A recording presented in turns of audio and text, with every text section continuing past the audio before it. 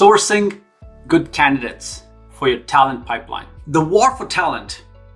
I'm sure you've heard that phrase, which became really popular back in the late 90s after McKinsey did a very detailed study which talked about how talent was a key to your competitive advantage and led to superior business performance. We hear it again these days with labor shortages and very low unemployment rates. But here's the deal, there's always a war for talent, especially great talent. Welcome back to Agile Growth with Shri. This is a place for CEOs, business owners, and entrepreneurs to find actionable ideas, tools, and frameworks that helps them grow their business faster. Hi, I'm Shri Seshadri. I'm a CEO and senior leadership team coach, and I help my clients build enduring companies. And I do that by using my framework called the 5 Drivers of Agile Growth, where we focus on strategy, execution, culture, cash flow, and talent. In this video, I'm going to talk about the importance of cultural fit and give you 4 ideas on how you can help source great talent for your hiring pipeline. Many of the ideas here are inspired by my friend and mentor, Mike Goldman, the author of the book, Breakthrough Leadership Team. When we are thinking of sourcing great candidates, it's a matter of finding people who will be a really good fit with your culture and ones who will be able to meet and exceed the expectations of the role. Let's just talk about culture for a bit. Now, many CEOs get uncomfortable talking about culture because they find that it's squishy or soft. For the sake of this video, let's agree that culture is primarily determined by your core values. Your core values are a handful of non-negotiable rules that your organization lives by, and it defines how you conduct business. When you're sourcing great candidates, it is an absolute requirement that in addition to being great at their job, they have to be a good fit, and that means that they will be living the core values most of the time.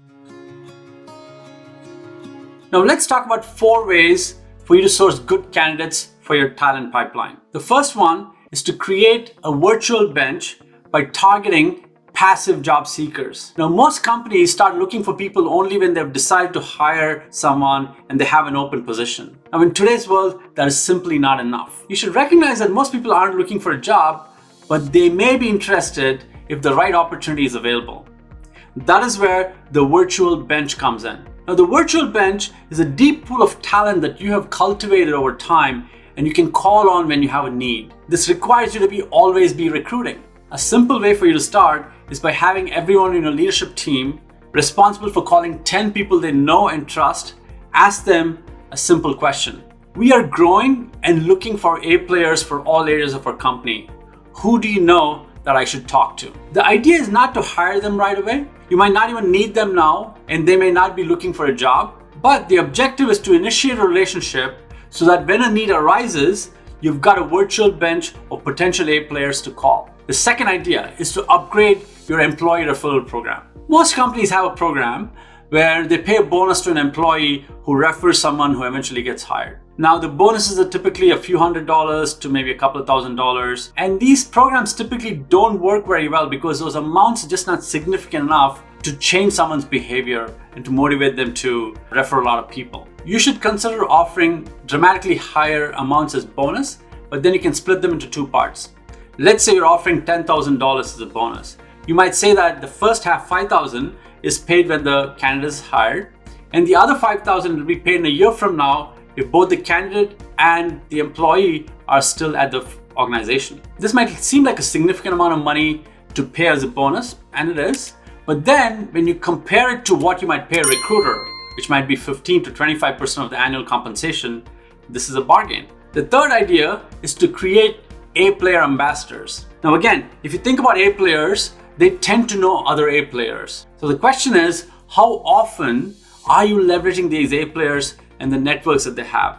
Not only do they tend to know more A players, but they also can be your best ambassadors because they understand what's really good about your company, what your values are, and what it takes to succeed here, and they can attract other great people to your organization. Number 4, become a great employer who people really want to work for.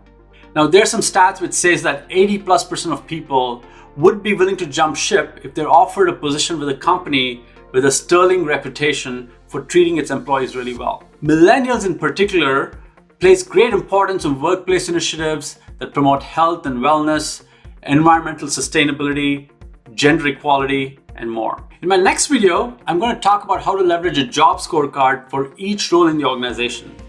This job scorecard is really important for you to be able to clarify expectations for existing employees and really helpful in hiring new employees. Thank you for watching this video. I hope you found it valuable. Please feel free to share, like, and comment.